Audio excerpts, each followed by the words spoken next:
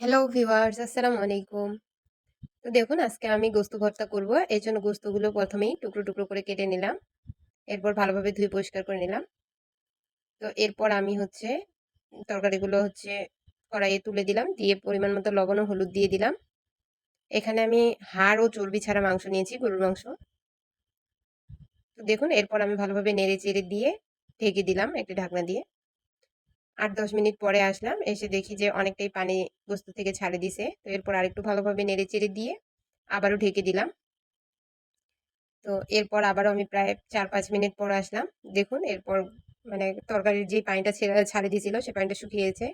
এরপর আমি গোস্তগুলো নামিয়ে আবার কড়াই ধুয়ে নিলাম। নিয়ে এখানে তেল দিয়ে নিলাম। তেলটা গরম করে নিলাম, সরিষার তেল। এরপর আমি এখানে পেঁয়াজগুলো ভেজে নিচ্ছি। পেঁয়াজগুলো ব্রাউন কালার হওয়ার পর এখানে আমি কাঁচামরিচ দিয়ে দিচ্ছি। যেমন ঝাল খাবেন সেই অনুযায়ী।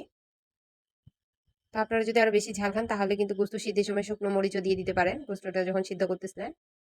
তো এই পর্যায়ে আমরা পূর্বেই সিদ্ধ করে রাখা পোস্তগুলো ঢেলে দিচ্ছি, দিয়ে আবার ভেজে নিচ্ছি।